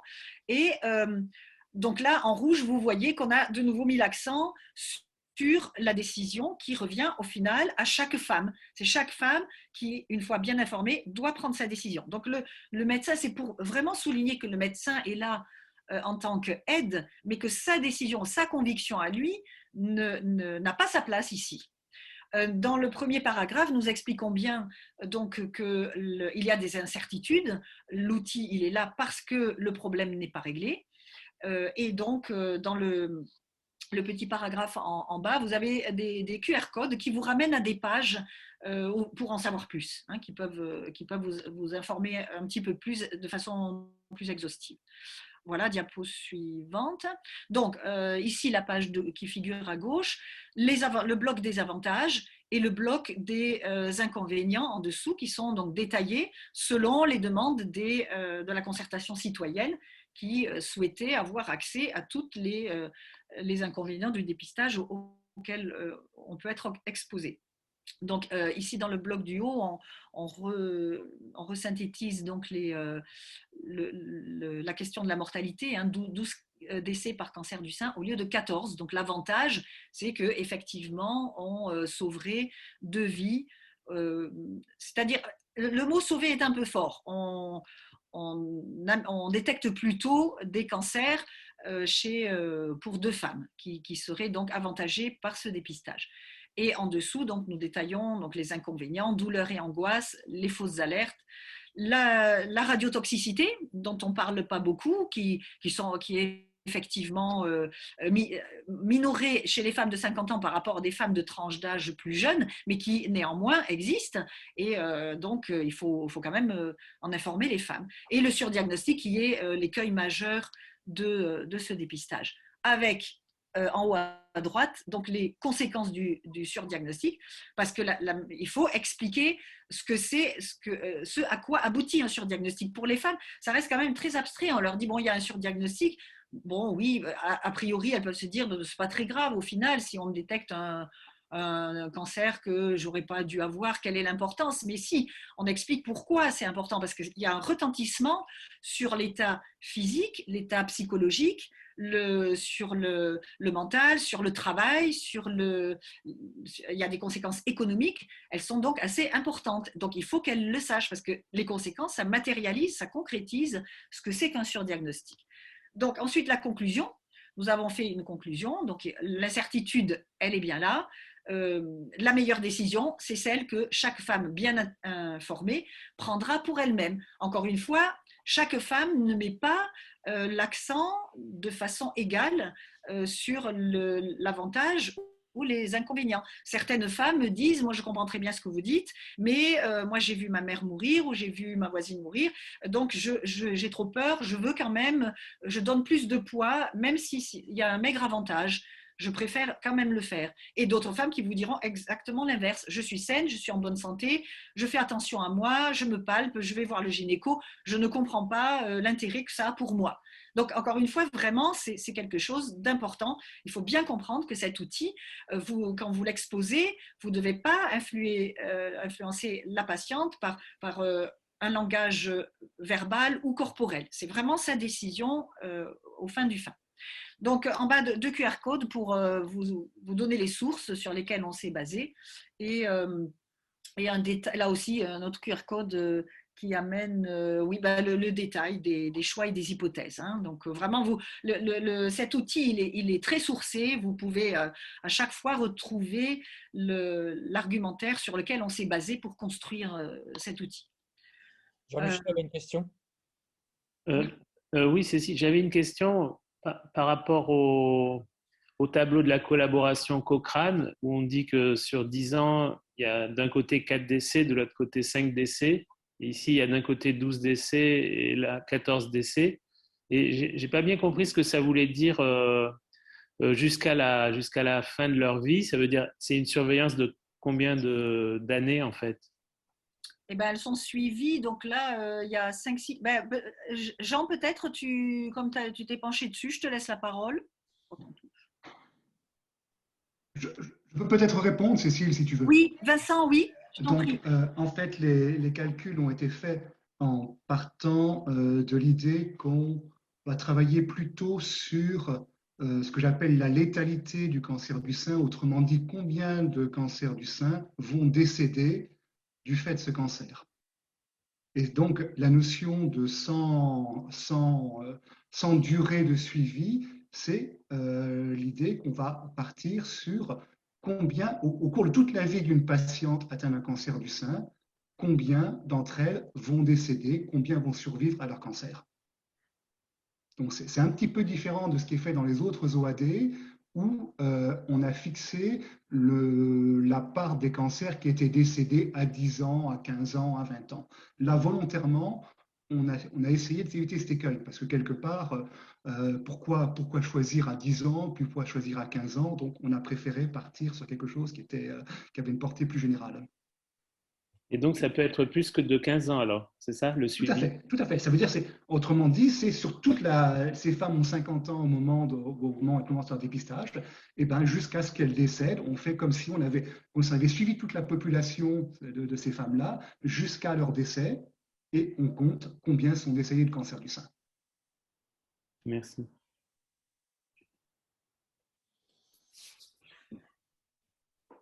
Donc, pour résumer donc l'outil, dans la partie visuelle à point, donc on s'est basé encore une fois sur des données françaises. On apporte des données pour le groupe sans dépistage, parce que souvent, vous verrez dans les autres OAD, on se cantonne un peu aux données de mortalité. Là, il y a quand même un renseignement un peu plus détaillé sur le nombre de de survenue de cancer. On renseigne sur la mortalité avec et sans dépistage. Il renseigne sur les surdiagnostics et les fausses alertes, comme tout OAD. Il renseigne sur les biopsies inutiles, sur les cancers d'intervalle, donc les faux négatifs. Ça, c'est un renseignement qui est très peu trouvé dans les autres outils.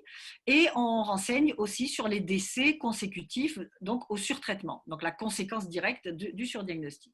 Dans la partie texte, donc, on concède évidemment les incertitudes qui existent autour de ce dépistage. Il faut rappeler que rien n'est marqué dans le marbre. En fait, on ne sait surtout pas. On insiste en préambule sur la décision que doit prendre la femme. Nous relatons les avantages qu'on invoque pour suivre un dépistage. On détaille les inconvénients.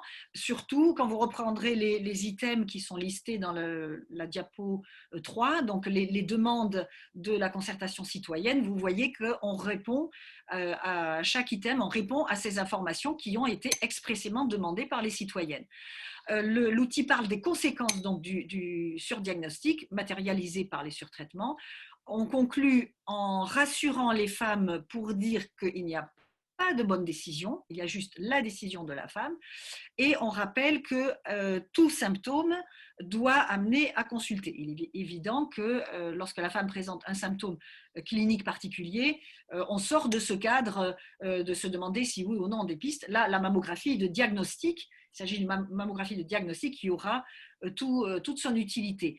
L'outil a été évalué, il a été testé par des professionnels de santé, des sages-femmes, des médecins généralistes, une gynéco, et par les usagers. Diapo finale. Donc là, c'est une proposition de dérouler comment on pourrait faire une consultation avec en main cet outil d'aide à la décision. Donc idéalement, on peut remettre l'outil d'aide à la décision avant la consultation à la femme en salle d'attente, elle peut déjà en prendre connaissance, ou alors pendant la consultation. Évidemment, il faut mobiliser un peu de temps. Le mieux, c'est de pouvoir consacrer à l'information sur le dépistage mammographique une consultation entière.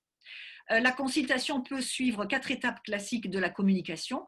Tout d'abord, vérifier ce que la femme sait à propos du dépistage mammographique. Il y a certaines femmes qui sont déjà informées, qui sont au courant ou qui ont lu d'autres blogs ou d'autres revues, des revues d'information médicale ou que choisir, qui en parlent, qui couvrent ce sujet assez fréquemment. Ensuite, on peut partir de ce qu'elle sait pour délivrer les informations importantes et pertinentes. Ensuite, en 3e position, on invite les femmes à y réagir, c'est-à-dire avoir son retour, qu'est-ce qu'elle a réellement bien compris, les questions qui restent en suspens. Et ensuite, on peut aider les femmes à imaginer chaque situation pour elles, pour son cas à elle, qu'est-ce qui pourrait se passer si elle ne se fait pas dépister, qu'est-ce qui pourrait se passer si elle se fait dépister. Diapo suivante, et je pense que c'est la dernière. Voilà, donc quelques recommandations de communication. Donc ne pas influencer. Faire vraiment attention que quand le médecin parle ou conseille quelqu'un, il y a son langage, ce qu'il dit, mais aussi le langage corporel, la moue qu'on peut faire ou le sourire. Ça, c'est vraiment des choses subtiles mais importantes. Toujours bien dire à la femme qu'elle est totalement libre de son choix, qu'on ne va pas la juger. L'opinion personnelle du soignant professionnel de santé, encore une fois, n'a pas d'importance et n'y a pas sa place. Mentionner que personne n'a de bonne réponse à la question « faut-il me faire dépister ?» ce n'est pas tranché. Il faut conforter la patiente dans son rôle de décisionnaire, c'est elle qui prend la décision finale. Lutter contre tout sentiment de culpabilité ou de peur qu'elle peut ressentir, parce que beaucoup de femmes viennent quand même avec la peur au ventre, souvent de professionnels qui disent bon, si vous ne faites pas dépister, ne revenez pas me voir, ne vous plaignez pas après si vous avez un cancer. Donc déjà, tout ça, il faut balayer ça, il faut faire table rase de tout ça. Utiliser un langage approprié à la patiente qui soit simple, sans trop de termes techniques, parler lentement, articuler, ne pas hésiter à répéter en changeant les mots. permettre à la femme un temps de réflexion personnelle et familiale, c'est-à-dire elle n'est pas obligée de prendre sa décision sur le champ, il n'y a pas d'urgence, il faut enlever aussi ce caractère d'urgence de la tête des femmes. Une seconde consultation peut être proposée si la décision est vraiment importante pour l'avenir de la personne. Expliquer qu'il y a d'autres sources indépendantes que la dame peut consulter, alors notre site, mais il y a d'autres sites d'information médicale qui sont indépendants, le lien vers le webinaire, vérifier encore une fois si la dame elle a bien compris, donc vraiment ne pas hésiter à reformuler encore, et puis toujours terminer sur une note de réconfort, d'encouragement, optimiste, en disant qu'encore une fois, il n'y a pas de mauvaise ou de bonne décision, il y a la décision de la patiente, qu'on est à la disposition pour répéter l'information, réinformer, réexpliquer certains points lors d'une prochaine consultation. Voilà. Voilà ce que je pouvais vous dire sur les OAD. Il y a une question d'Isabelle merci de bien vouloir rappeler la notion de cancer d'intervalle. Oui, d'accord. Effectivement, alors le cancer d'intervalle, c'est celui qu'on appelle aussi lympho-négatif. C'est le cancer qui se développe entre deux mammo. C'est-à-dire, vous pouvez avoir une mammo précédente tout à fait normale, qui est faussement rassurante, puisque dans les semaines ou les mois qui suivent, tout d'un coup, un cancer apparaît. Pourquoi cette situation peut survenir? Extrêmement frustrante, parce que la femme souvent ne comprend pas pourquoi ça lui arrive, alors qu'elle a bien suivi le chemin du dépistage. C'est frustrant aussi pour le médecin qui lui aurait expliqué que la mammographie protège, et puis là, elle se retrouve avec un cancer qui est souvent agressif. Alors pourquoi ça survient? Parce que ce sont des cancers souvent très véloces et qui ont des caractéristiques assez agressives intrinsèquement en eux, des caractéristiques moléculaires qui en font des cancers qui surviennent très vite et en très peu de temps, et qui sont souvent suffisamment gros au moment du diagnostic parce que leur temps de séjour dans le sein est très court. Donc le dépistage n'a pas pu le voir. La deuxième possibilité d'avoir un cancer d'intervalle, c'est un cancer qu'on a raté. On a raté. La mammographie n'est pas infaillible. Le radiologue n'est pas infaillible non plus. Parfois, ce sont des cancers ou trop petits qui ont échappé à l'œil, ou dans une trame glandulaire très dense où il a été noyé, ou des formes de cancer qui sont très infiltrantes, qui épousent la trame de la glande et qu'on n'a réellement pas vue. Voilà.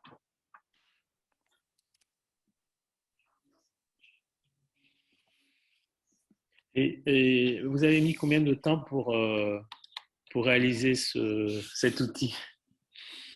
Je laisse la parole à Jean. En 2 ans, hein. 2 années. On t'entend pas, Jean. Alors, en fait, au départ, l'outil était conçu comme la conclusion d'un module d'enseignement. Le module d'enseignement, on a mis 3 ans à le faire. Et toute la dernière année, on a constamment modifié ou retouché cette conclusion qui est l'outil de la décision. Et alors, on l'a retouché en fonction notamment de multiples relectures par des médecins, des sages-femmes, des spécialistes, des non-professionnels de santé. Et on a, oui c'est ça, on a dû terminer de se mettre d'accord en novembre dernier, voilà. Tu veux dire quelque chose, Vincent? Tu veux ajouter quelque chose comme tu as fait quand même? Il y a un point qui me paraissait important de préciser, c'est que l'OAD, qu'il soit sous forme visuelle ou sous forme de tableau, c'est quelque chose qui permet de rendre concret des pourcentages. Mais ça n'a pas d'autre valeur que cette façon de rendre concret des pourcentages. Et en particulier, ça ne participe absolument pas au débat sur à combien se situe l'éventuelle réduction de mortalité par le dépistage ou à combien de pourcents se situent les surdiagnostics. Donc il faut être conscient que derrière tout OAD, il y a un choix d'hypothèses par rapport à ces deux éléments majeurs de la balance bénéfice-risque, qui sont donc l'éventuelle réduction de mortalité par le dépistage et je dirais l'importance des surdiagnostics. Ça, c'est quelque chose dont il faut être bien conscient. L'OAD n'apporte rien par rapport à ça. C'est juste un choix qui doit être fait avant de pouvoir bâtir son OAD.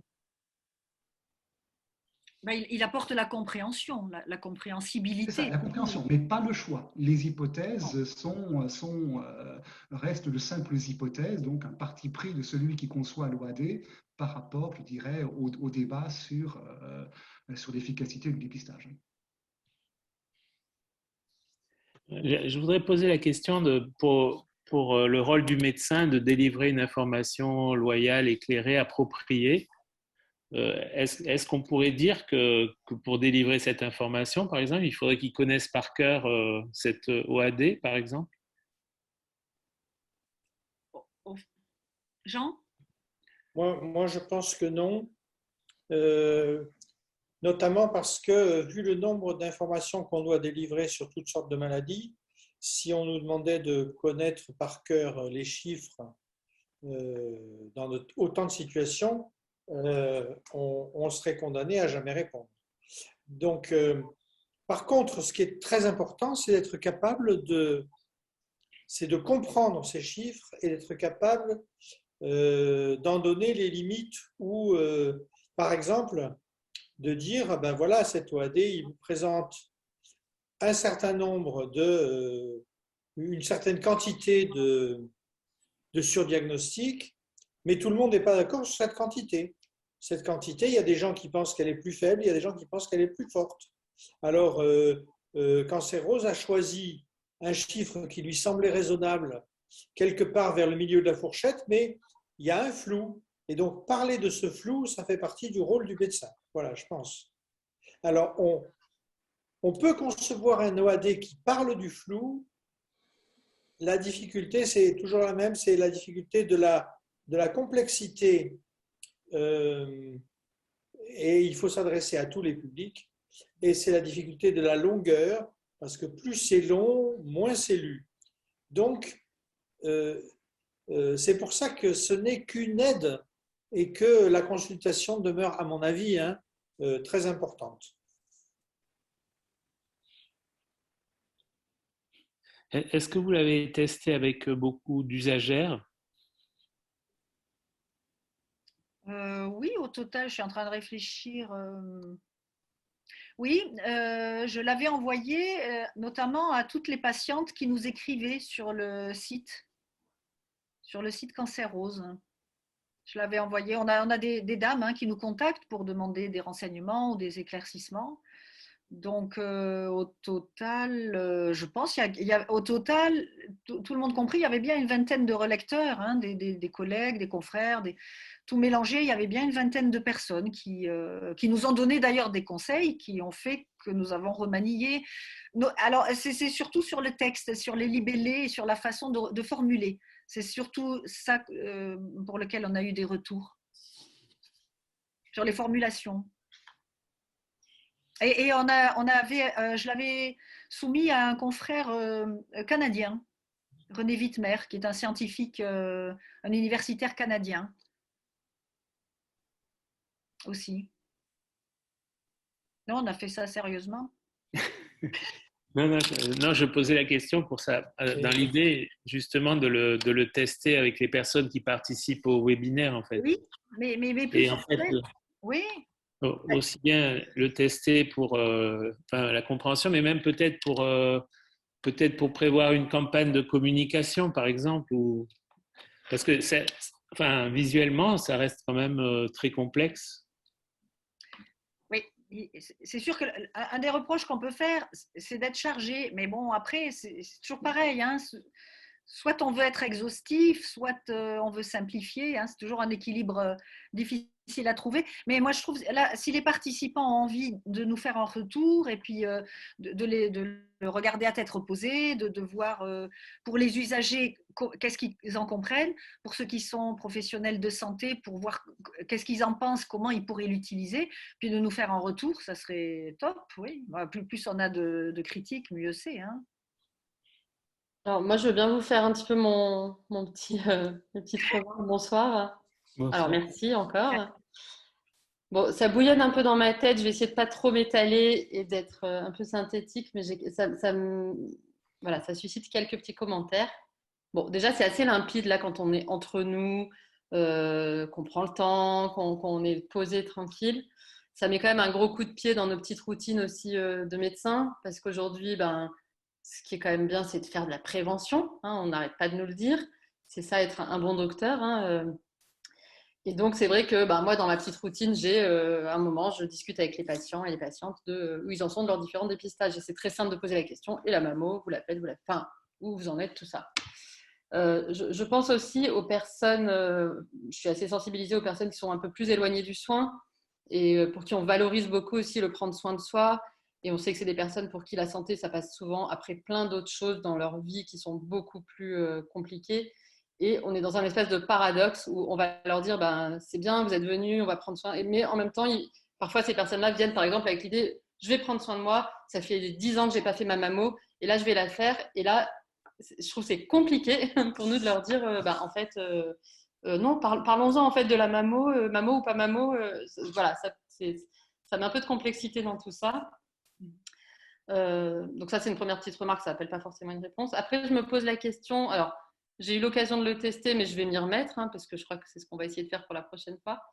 Mais du coup, j'ai l'impression qu'on manque un peu d'alternative finalement à cette mammographie qui soit validée aussi scientifiquement, parce qu'on a quand même envie de proposer quelque chose, c'est-à-dire on va se dire, bah, ok, on va voilà, donner la possibilité de choisir de ne pas se faire dépister par mammographie, mais du coup, est-ce qu'on fait plus de palpations, nous, au cabinet? Est-ce qu'on propose plus aux femmes de se palper elles-mêmes? Mais je ne sais pas, bon, ça c'est une vraie question, je ne sais pas à quel point on a vraiment des études qui nous prouvent le bénéfice de ça. Et du coup, dernière petite question à laquelle je n'avais jamais pensé, mais est-ce qu'il y a quand même des situations cliniques où on peut se dire que l'avantage de la mammographie reste quand même important pour certains publics? Je pense par exemple aux femmes pour qui c'est compliqué de se palper, par exemple parce qu'elles ont un handicap physique ou mental, ou par exemple des femmes qui sont dans des situations d'obésité importante et qu'on peut se dire peut-être que la boule, elles vont la sentir, mais quand même beaucoup plus tard qu'une autre femme. Voilà, je m'arrête là. Il y a peut-être d'autres questions de Gaël Drujon? D'autres réactions? Non, mais j'interviendrai plus tard. C'est simplement mon ressenti en fait par rapport à cette petite date de décision. Mais je vais vous laisser répondre à Gaël, l'autre Gaël. Jean, tu voulais apporter une réponse à la question de Gaël? Je t'ai vu lever la main. Oui, ce qui complique la situation, c'est le type de civilisation dans lequel on est. On est dans une civilisation qui considère qu'il faut agir. À peu près, quelle que soit la situation, l'action est favorisée par rapport à l'attente ou à l'inaction. On voit ça dans des tas de situations médicales, autres que médicales aussi, c'est une question sociale générale. Mais quelqu'un qui a un lumbago guérirait presque aussi vite s'il ne faisait absolument rien qu'en prenant des médicaments. Et pourtant, on voit un très très faible pourcentage de gens qui ne prennent aucun médicament. Voilà, pour prendre un exemple simple. Donc, on est toujours à vouloir faire quelque chose. Si on ne fait pas les mammographies, il faut faire autre chose. En réalité, que ce soit la palpation par un médecin, la palpation systématique par des professionnels de santé formés exprès pour, la recommandation donnée aux femmes de se palper les seins tous les mois, aucune de ces trois manœuvres n'a d'efficacité démontrée. Donc la seule chose, c'est que on peut penser qu'il est raisonnable de dire si vous sentez une boule, agissez assez vite. Encore que agissez assez vite, ça ne veut pas dire dans les 3 heures. Hein. Probablement que si c'est dans les 3 semaines, ce n'est pas beaucoup plus mal que dans les 3 heures. Mais c'est plus difficile à entendre pour les femmes parce que c'est très angoissant d'avoir senti une boule dans son sein. Ça, l'angoisse peut être une urgence d'une certaine manière. Je le conçois très bien. Mais sur le plan de la réussite de la lutte contre le cancer lui-même, quelques heures, quelques jours ou quelques semaines, c'est probablement, dans le cas très général, à peu près pareil. Après, après, il y a toutes les inconnues dont vous avez très bien parlé. La dame qui a des très gros seins, qui visiblement ne peut pas palper à travers. La dame aussi, alors ça c'est un autre cas dont on n'a pas parlé, mais les gens qui ont des risques génétiques de cancer du sein, alors c'est un cas extrêmement compliqué parce que on a tendance dans notre société à en déduire qu'il faut en faire plus puisque le risque est plus important. Et on oublie que dans ce cas-là, on irradie des seins qui sont déjà fragiles et que peut-être qu'en les irradiant, on augmente le risque dû à l'irradiation. Et en réalité, en l'absence d'essai, on ne sait pas. On ne sait pas si c'est mieux ou si c'est moins bien de dépister plus. Voilà, donc le fait de dire on ne sait pas trop, et là aussi, la patiente, elle est invitée à prendre la décision pour elle-même. Je crois qu'on a perdu l'habitude dans notre métier de médecin de dire souvent non seulement moi je ne sais pas, mais personne ne sait. Voilà.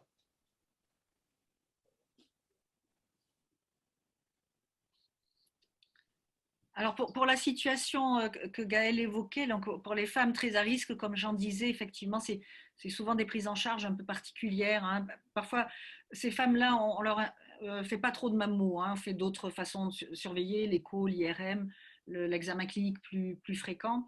Après, tu avais soulevé le problème des patientes handicapées. Et ça n'est vraiment, c'est vraiment un problème parce que moi je l'ai eu ça, des femmes qui étaient dépistées, qu'on envoyait au dépistage, qui ne comprennent pas ce qu'on leur fait. Là, il faut vraiment se poser la question doublement de ce qu'on fait.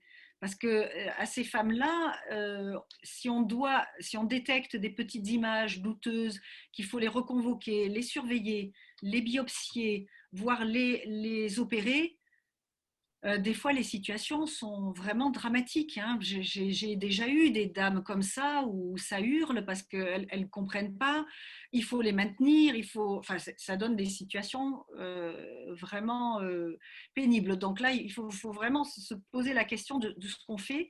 Si on est en face d'une femme handicapée qui se plaint de rien, qu'on a examiné, chez laquelle on ne voit rien, il faut doublement se poser la pertinence de faire des mammographies chez des dames qu'on ne pourra pas bien positionner, où on aura souvent des doutes et auxquelles on risque d'infliger des interventions et des traitements qui les affolent doublement, qui les traumatisent réellement, hein, qui ne vont pas forcément leur faire du bien. C'est des patientes, je pense qu'il faut encore plus s'abstenir. Enfin, peut-être que quelqu'un a d'autres avis, mais... Moi, ça m'a des fois traumatisée d'être, comment on voit des dames comme ça, qui sont accompagnées de gens qui doivent les maintenir. Et j'ai des souvenirs épouvantables avec ça, vraiment traumatisants. Pour rien, des fois.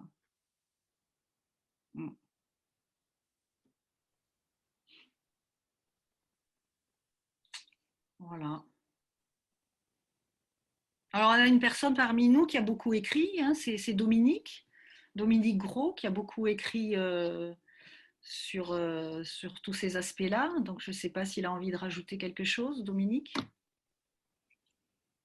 Je pensais qu'on tournait tout à l'heure sur une question pratique qui est assez fondamentale parce que les outils que vous avez faits sont précieux, sont fondamentaux. Mais la question, c'est l'accessibilité à ces documents.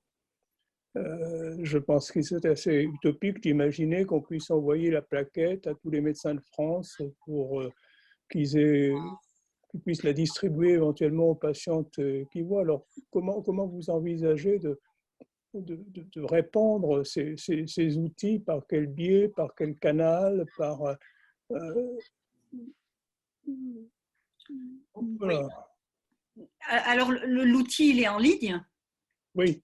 Il est en ligne. Donc nous, ce qu'on imaginait, c'est que le médecin, pendant la consultation, c'est imprimable. On peut le télécharger on peut l'imprimer et il est pliable. On l'a fait de telle sorte que c'est un format qu'on peut distribuer à la fin de la consultation. Donc, d'une part, pour les femmes qui n'ont pas forcément Internet chez elles ou qui ont des difficultés avec l'informatique, le médecin peut faire ça. Hein. Je pense que maintenant, il y a beaucoup de médecins qui ont quand même ce qu'il faut dans leur cabinet. Il peut donc sortir cet outil et le rendre, le donner comme notre affiche. D'ailleurs, on l'a fait dans des formats qui sont téléchargeables et imprimables et distribuables à la fin de la consultation. Et pour les autres femmes qui sont assez dégourdies avec tous ces instruments en ligne, on peut leur dire, voilà, chez vous, vous pouvez consulter cet outil à tel lien. Voilà, tout simplement. Parce que malgré l'existence de ces outils qui sont plus ou moins accessibles, il n'en demeure pas moins que c'est toujours la relation à l'occasion de la consultation par le médecin que va se faire l'information. Et là, naturellement, nous savons bien que même si nous avons tous envie de respecter l'article 35 du Code de déontologie, une information claire, loyale, adaptée, eh bien, il y a dans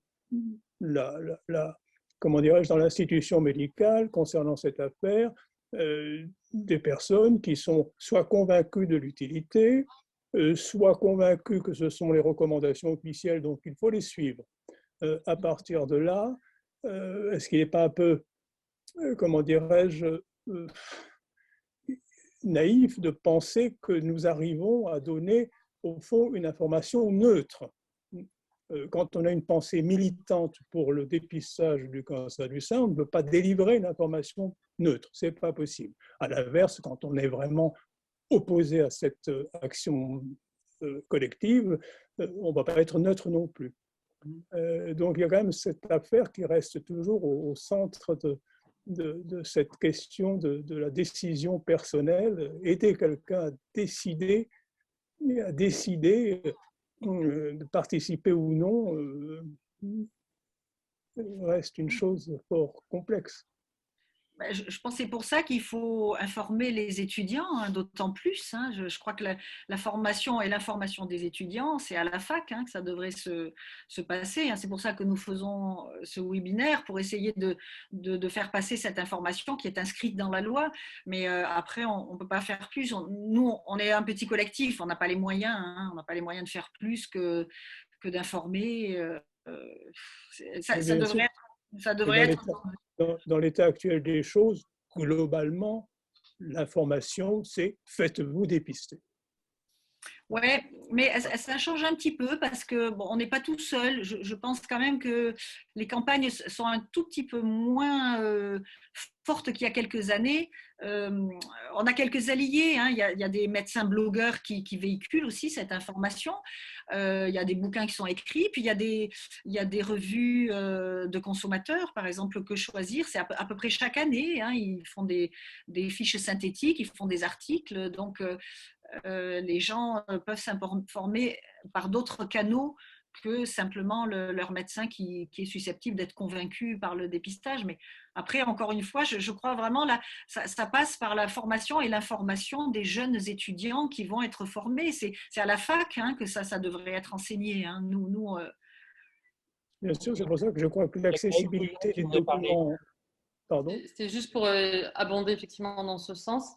Et d'ailleurs, aujourd'hui, j'avais mon interne qui consultait avec moi et à qui j'ai transmis, mais un peu tard, l'information. Et elle m'a dit que les premières sessions de Mamo pas Mamo étaient relayées, je crois, par le département, pour inviter les internes de Nice à y participer. Et que là, l'info ne passe plus. Donc voilà, c'est important qu'on le sache parce que peut-être qu'il y a un canal de communication qui s'est perdu dans le... Habituellement, j'informe Caroline avec Laura, en fait, qui envoie à tous les internes. Là, normalement, ça a dû être fait, à moins que ça ait été oublié. Ouais. Il y a un message là qui dit « On reçoit un mail de la faculté à chaque session ». Bon, alors, autant pour moi, c'est peut-être l'interne qui est avec moi aujourd'hui qui n'a pas reçu… C'est une bonne nouvelle. Mais je pensais aussi aux influenceurs YouTube et à la possibilité justement que ce ne soit pas seulement les praticiens, les institutions, mais que ce soit aussi les patients qui diffusent dans les blogs, je pense que ça serait vraiment intéressant. Il y a Ou par Gaël exemple, Fillon qui a levé la main il y a un moment. Là. alors, C'est qui lève la main? c'est Donc, Gaël. ouais, du coup, je suis médecin généraliste en région Bordelaise. Donc, le biais qu'on a tous, je pense ici, c'est qu'on est effectivement intéressé. Donc, la diffusion, on parlait effectivement de la communication. Bon, il y a, alors d'ailleurs, moi, j'ai pris connaissance de cancer via les réseaux sociaux, on parlait des médecins blogueurs, etc. Donc, c'est vrai que c'est quand même quelque chose qui peut toucher un large public, outre médical, paramédical, monde de la santé. Et c'est vraiment comment aller toucher les personnes qui ne vont pas être informées. Comme quand vous recevez les mails de patientes, ce sont des patientes qui sont intéressées, qui vont aller chercher des infos, qui vont aller chercher sur quoi choisir, qui ont yoga, etc. Et là, la difficulté, ça va être d'aller chercher, apporter. Bon, après, on peut le faire en même temps que je suis sensibilisée via le site Doctolib. Quand il y a une patiente qui vient pour une consultation gynéco, mettre là aussi d'aide à la décision en document partagé à la patiente avant qu'elle vienne en consultation pour pouvoir en discuter. Mais c'est vrai que si on ne va pas aller chercher l'information vient pas à nous. Donc c'est vrai que c'est voilà, toujours des moyens, etc. Mais comment aller toucher? Moi, j'avais essayé, quand j'avais justement entendu que tu parlais cancer rose, j'avais proposé à mon associé de mettre l'affiche dans la salle d'attente.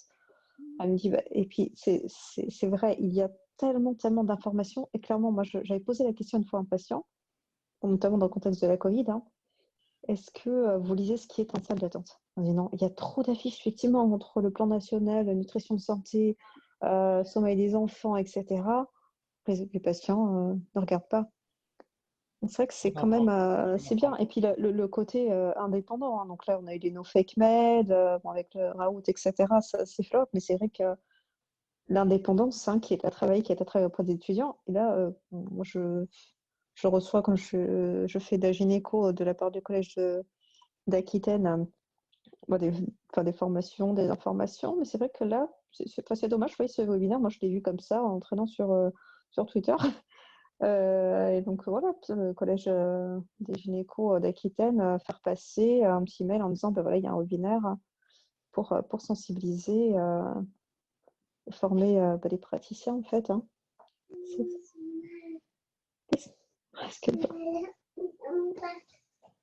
Jamal en bas. Oui, maman arrive dans 5 secondes. Donc, voilà, ouais. Moi aussi, c'est ma petite famille qui m'appelle. Donc voilà, c'est vrai que c'était ma petite remarque, en tout cas quand on est... Nous, là, on va en recherche de cette information, mais la diffusion, ça demande des moyens, ça demande des sous, etc. Mais après, voilà, bon, il y a eu quelques universités qui maintenant commencent à vraiment être dans l'indépendance, retirer des homéopathies, etc.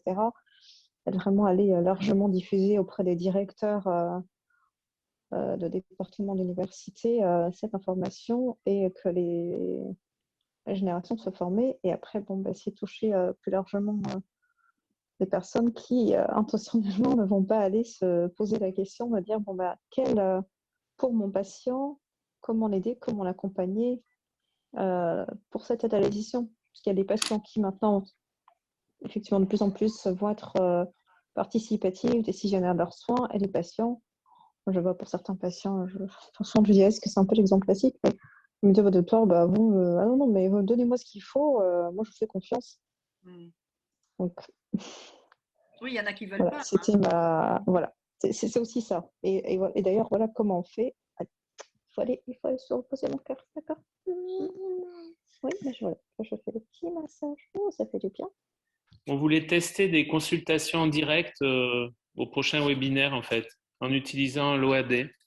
Moi, je pense que ça, on en avait parlé, c'est une très bonne idée. Je me pose la question, est-ce que c'est pertinent parce que si on fait une session un peu mammo ou pas mammo, spécialement orientée envers les étudiants, je ne suis pas sûre que ça soit cet ordre du jour-là, parce que j'ai l'impression qu'il leur manquera peut-être les éléments préalables pour... même si certains connaissent déjà ce genre de choses, mais tu vois ce que je veux dire? Si on fait une espèce de séance spéciale, médecin en formation, J'ai l'impression qu'il faut qu'on adapte un petit peu l'ordre du jour, mais je ne sais pas trop comment. Mais il faudrait qu'ils aient l'outil au préalable, en fait. Il faudrait leur fournir l'outil au préalable. Après, moi, j'avoue que je suis en pleine réflexion parce que le séminaire que je dois animer à Nice, là, qui se fait fin mars, début avril, il est déjà monté, mais on avait prévu peut-être de le retoquer un petit peu. Et bon, c'est vrai que là, à la lueur de ce qu'on se dit là, je me dis c'est tellement important de parler de ça que ça serait intéressant d'insérer dans le séminaire en présentiel un petit atelier sur justement la mammographie, où on pourrait vraiment simplement les faire réfléchir en leur mettant à disposition l'OAD sur quels sont les avantages et les inconvénients de la mammo. Enfin, finalement, faire avec les étudiants ce que nous, on ferait avec des patientes.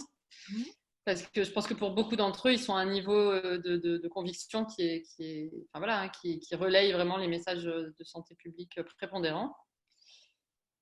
Donc, il faudrait que j'en parle avec les autres personnes qui sont chargées de cet enseignement-là. Je vous avoue que je ne sais même pas, enfin, je pense que peut-être Jean-Michel, toi, tu as une idée un peu plus précise, mais de comment même aujourd'hui la faculté de quel œil voit la faculté ce qu'on se dit là, avec tous les...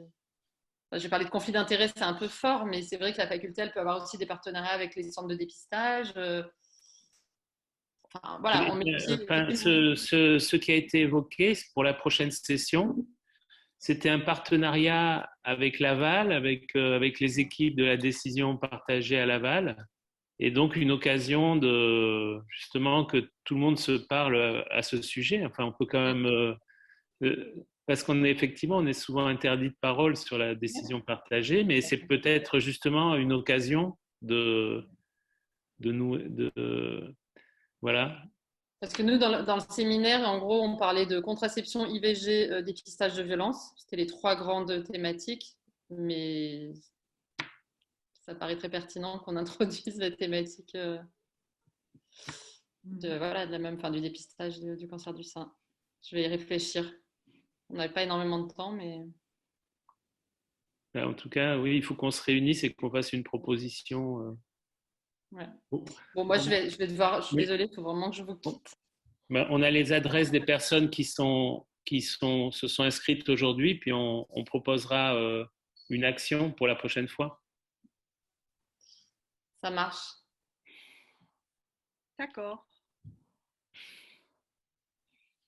Je vois plus personne, moi, c'est normal. Je vois plus personne.